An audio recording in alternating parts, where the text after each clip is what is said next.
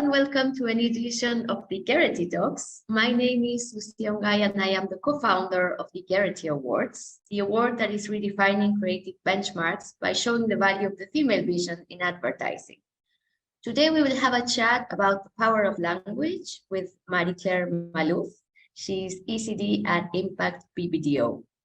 So welcome, Marie-Claire, and thanks for joining us today. Thank you for the opportunity. So you hold many titles: mommy, ECD, mentor, speaker, kinesiologist, but the one you believe truly defines you is a student of life. How would you present yourself? Can you tell us more about your role and your job? Well, I've been known as someone who's highly curious and asks a lot of questions on topics that interest me. So in university, they used to say I'm the wise student.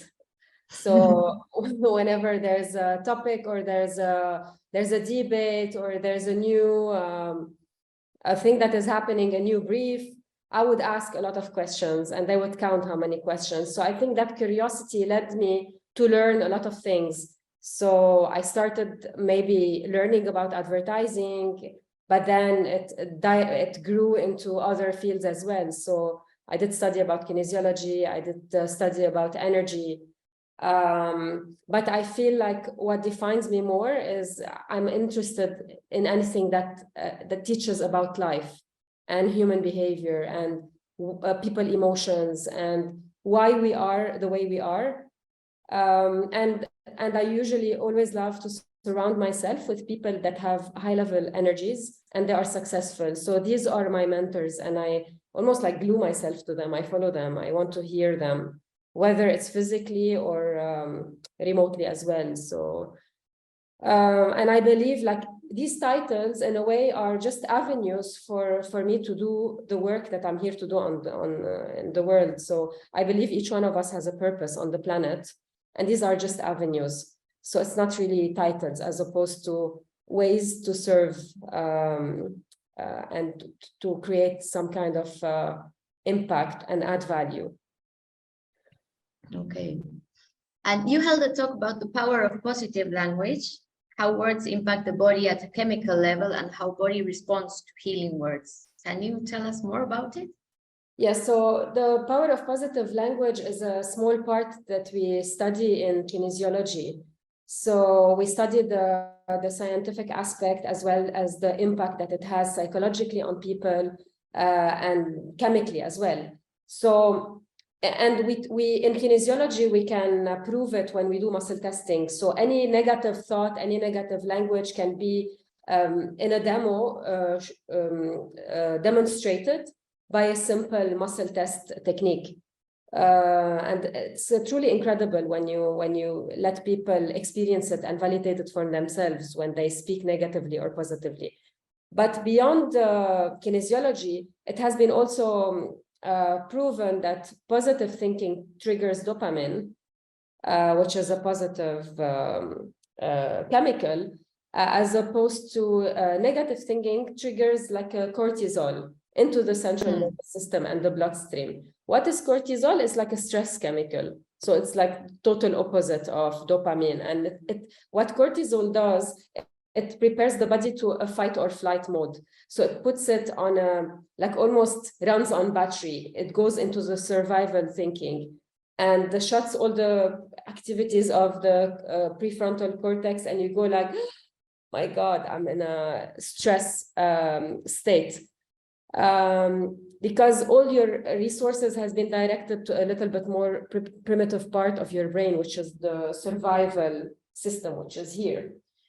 In kinesiology, there are techniques to help people move from a stressed state to a more alert state. If I have time, I can teach it to you. But this is, in general, like during the talk, it's about being aware of the language that we speak and helping people use various techniques in order to reframe their language and use only positive and enhancing life words. So, for example, if you think positive, like my life is good, even if you're not feeling it, but just say it, the chemistry changes. So almost you can control your brain at will. I'll give you an example to just play with the power of the brain. If I tell you for the next 15 seconds, you're not allowed to think of a pink elephant, but you can choose anything else that you want to think about. But whatever you do, please don't think of a big, bright pink elephant. It's the first thing I'm going to think about for sure. Exactly. So it's very we're not trained to program our minds and our brain in the way that we want, and we are a bit of primitive. Like the body just listens, and whatever you say is being taken as truth. So it's very interesting that the body doesn't hear the not to. So don't touch the electricity wire, don't do this, don't touch the fire. When we teach kids, the more we say don't, it doesn't register. The more they want to. The more they want to, because the brain only hears the last part of a sentence. So don't do this. They only are stuck on that, which is, for example, the electricity, or don't come too close to the screen when you're watching a TV or iPad, and they cannot think of an alternative. And this tells us a lot about I don't know, a parentology of how to use techniques to really say what we want, not what we don't want out of things. So how important is to choose the words we use in a world like today, where social media has a great power and where we can read all kinds of voices and messages, and especially very negative and bad ones? Okay, violent ones too. Everything that we hear, everything that we see as negative has an impact chemically on us. The more we are aware of this, we can create, we can bounce it back. We can, if you want, neutralize it with our attitude, with our awareness.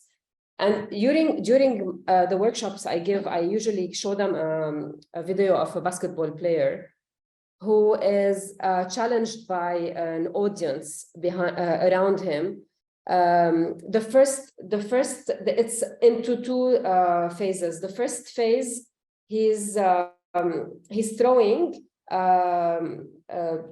the ball, and he's getting 9 out of 10 free throws, and he's getting positive reinforcement from the crowd. In the second phase, they are showering him with negative reinforcement and going like, boo, you're gonna fail, you're not gonna do it. And you start seeing how it impacts his performance, even though he's a top player. So that negativity and that these type of comments can be injurious. They can sabotage people, whether we know it or not, because whatever you read and see on social media plants a seed in you, and without you knowing, that seed can be fertilized by other seeds that are from the same quality, and then it becomes very hard to remove. And alike vibrations attract. So people who like to wallow in mud will attract more people who like to wallow in the same bucket of mud, and then suddenly you're like in a toxic environment, everybody feeding on the negativity of others. So it's very important for people to be aware that whatever they put out there, it can impact, it can create a ripple effect, whether they understand the chemistry of it or not. So I think we have a social responsibility, and we only need to put life-enhancing messages at all time. Yeah.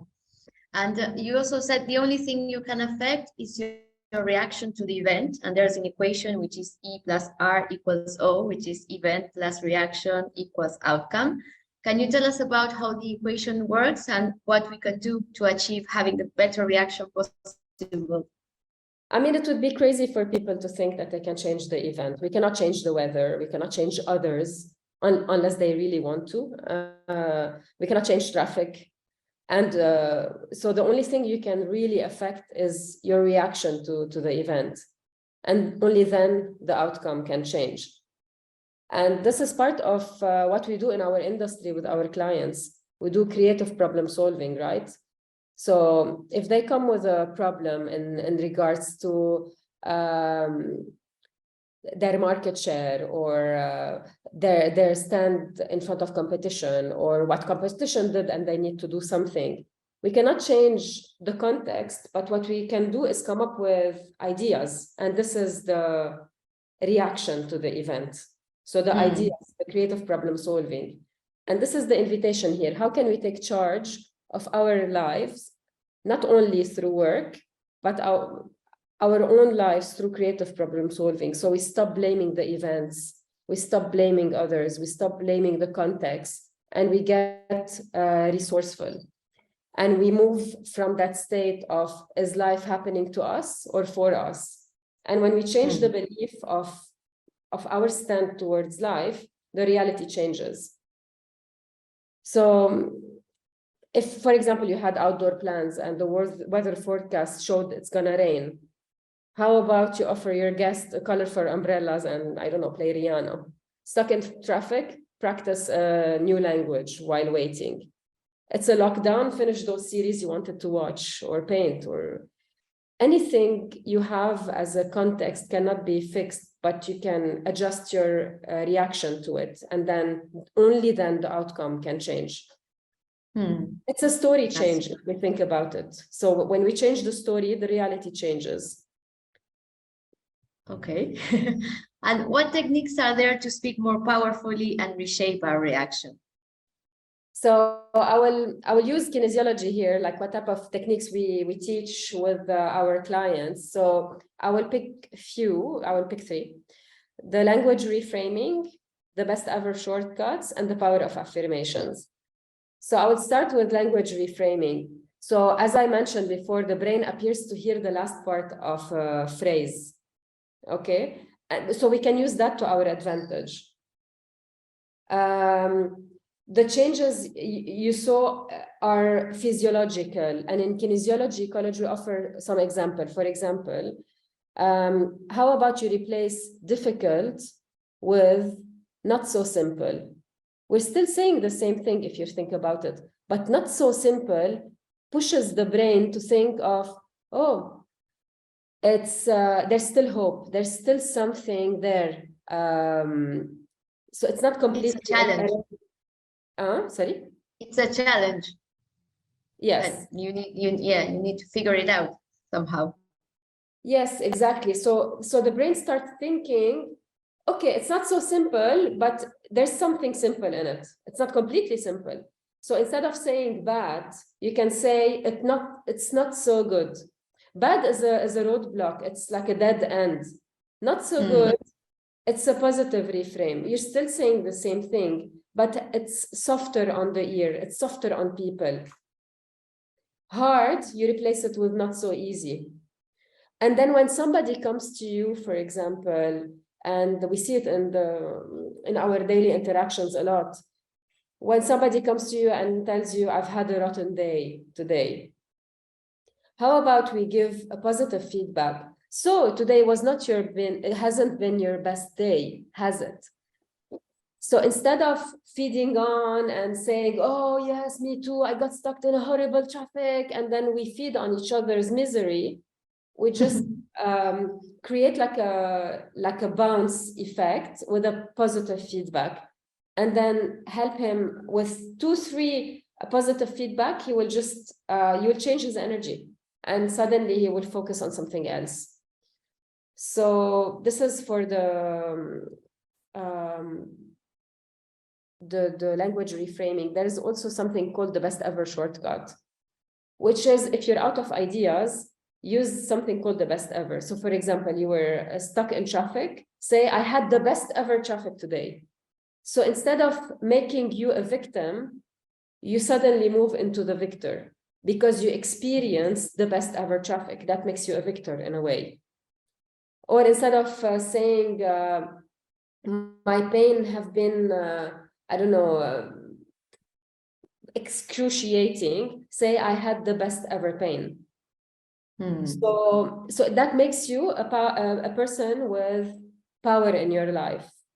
And then you can start counting how many best ever you had this month, this week, this year. Okay, and what role does humor play in all this? I mean, humor, just like the bump of dopamine that we spoke about, humor is all about releasing those happy hormones in the body. I would only say, just watch out the type of humor you're using. Because some comedy techniques rely on negative language and putting people down and intimidating and using sarcasm or emotional bullying, making others the subject of a joke or gossiping. And maybe the most healing jokes are the one who touched on shared human missteps that are based on situation as opposed to personal and hurting somebody. So, because here again, the intention changes. It becomes, yes, it's a joke, other people are laughing, but the subject is being injured in the process. Okay. And you also showed in your talk some examples on reframing ads. Can you tell us about any recent examples of campaigns where you think they have chosen the right words? Yes. For this, I would pick two. The first one is something that we worked on. It was for, it's called Despair No More. It's a campaign we did for SCT, TENA. So we wanted to change the Arabic translation of menopause in Arabic, which means the age of despair. So if you look at menopause in Arabic, it translates directly to the age of despair. And we never thought about it. Like for us in this region, when women hit menopause, you directly say they are in the age of despair. And imagine the impact that has on these women, the psychological, the societal. They are suddenly labeled that they are put in that box of no longer in use, or I don't know how to say it in a more polite way, but this is it. It's like, that's it. It's an expired version of, so it's really revolting. And what we've done is we wanted to change it from the Arabic language, completely change it. So we did a big campaign, and with the help of real women who achieved and who are successful and who are blooming and creating a lot of amazing things in their life, whether with their families, whether at work, whether in the society, and with their help and engaging the community, we did we invited them to choose a better expression for age of despair, and the chosen word was age of renewal. And then the biggest dictionary in the region changed it. So now when you type age of despair in that dictionary, it's automatically corrected to age of renewal. Wow. And it has been also endorsed by the UN, and we presented at the Expo in the Swedish pavilion with a lot of influential women. So it really generated a buzz, and it just shows how a simple change of words can change really lives and the change perception about people and women after the age of 40. And the second one is just a quick one. It's not something that we personally, we as BBDO worked on. It's Adidas, so they have impossible is nothing as their tagline. And this year they ran a small campaign. We did the Arabic of it, which was I'm possible. I think they did it globally. So it was I'm possible as opposed to impossible, which I found really a nice adjustment to a language reframe. That's cool. And you hold a bachelor's degree in 2D, 3D animation and a master's in advertising. And how come you also have a diploma in professional kinesiology practice and a diploma in nutritional science? Do you work as a kinesiologist? Well, yes, I started my journey as in advertising, But I think just I told you, I'm fascinated around studying things that have to do with emotions and energy and behavior. So in 2011, I started studying pranic healing, which is an energy healing system developed by a teacher called Grandmaster Choa Koksui. And this truly changed my life at all levels. So I really witnessed like healing miracles appearing in front of my eyes through the system. And with a lot of meditation techniques taught to me in the school, I saw my own transformation happen. I became sharper, more in tune with myself. I gained more clarity, more awareness in my life, with my relationships, at work. So during my energy healing studies, one of my instructors was a professional kinesiologist. Her name is Michelle Chedotal. And I was always fascinated how only through using muscle testing technique and pressing gently on our wrists with just checking how the muscle responds, she could tell a lot of insights of what the body was dealing with. So as soon as she opened her school in Dubai in partnership with the College of New Zealand, I signed up. I was like, I have to learn this. So I was probably the first student who registered my name there, and I wanted to learn it. So I learned it in a school called Kinesiology, which is affiliated to the International College of Kinesiology in New Zealand. And I think, yeah.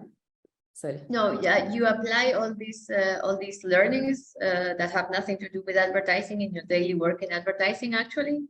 Actually, they have a lot to do with advertising, because I feel they like do. yes, and pranic healing combined, it becomes first a lifestyle beyond a practice.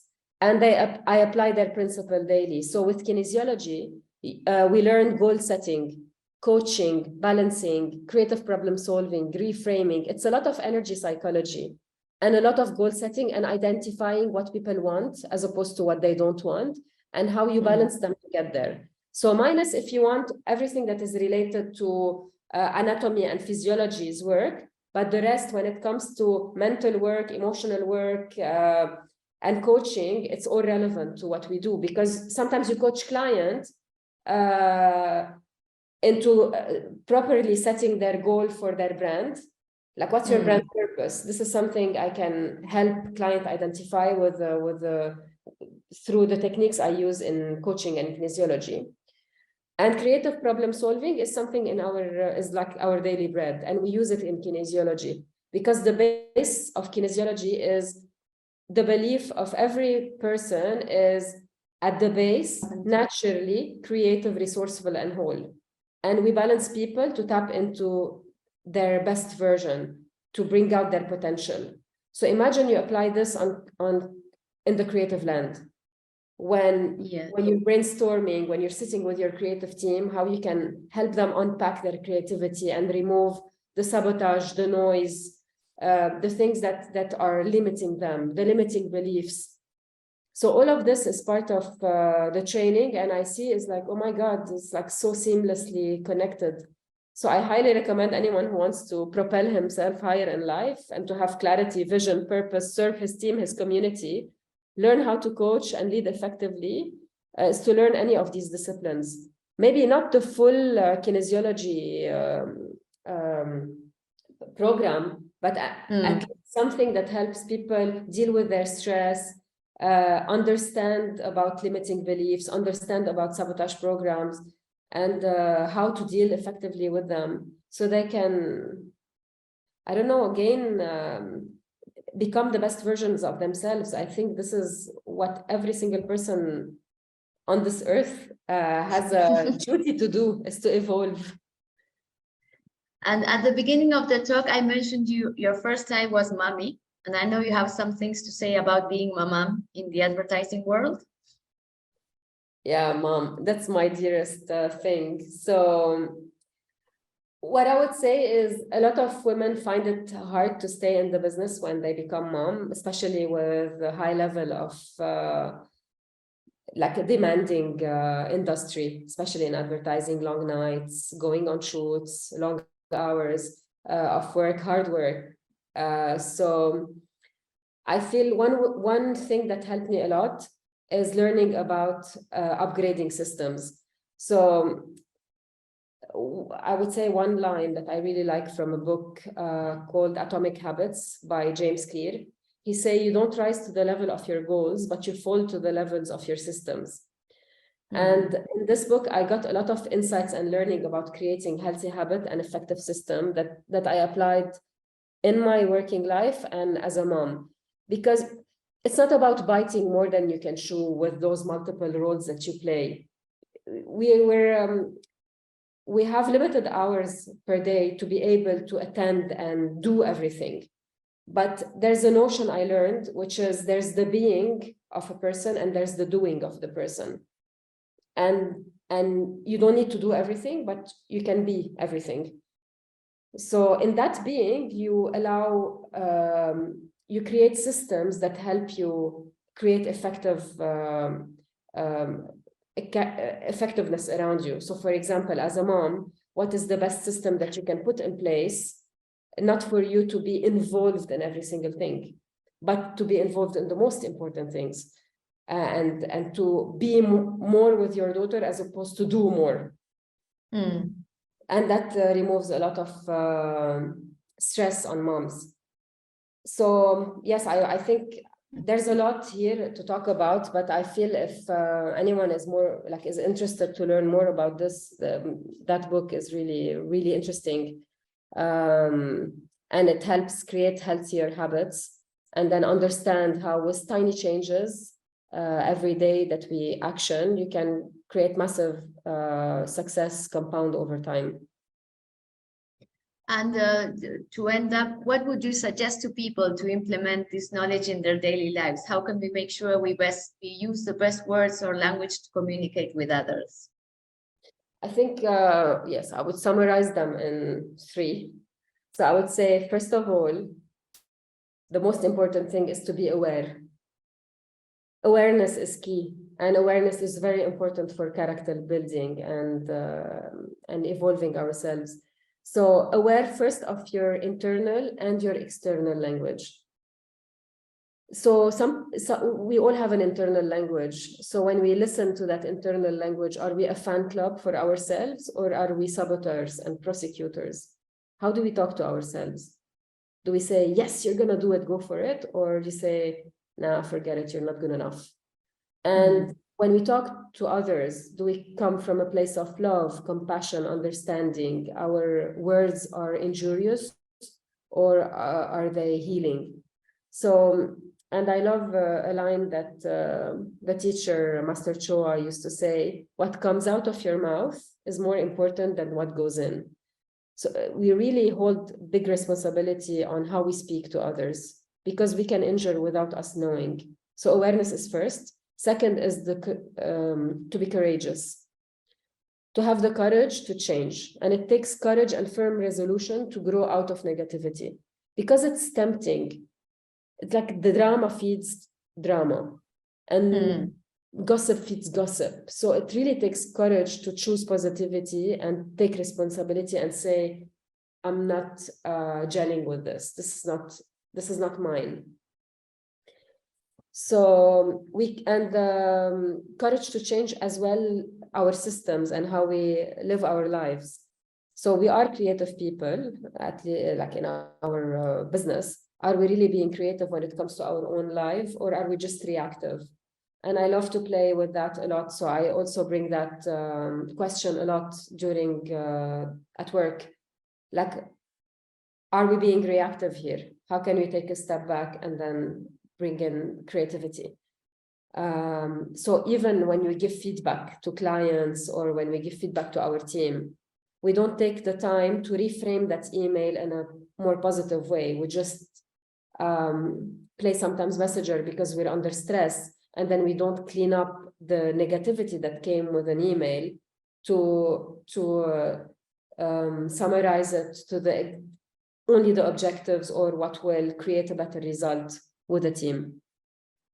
And the third is to apply the techniques. So I mentioned a few here. There's a lot more. There's videos about this, and the more we apply techniques, we can start small And I don't know, we can start by saying, okay, what are the repetitive negative words that I use in my daily life? Can I be aware of them?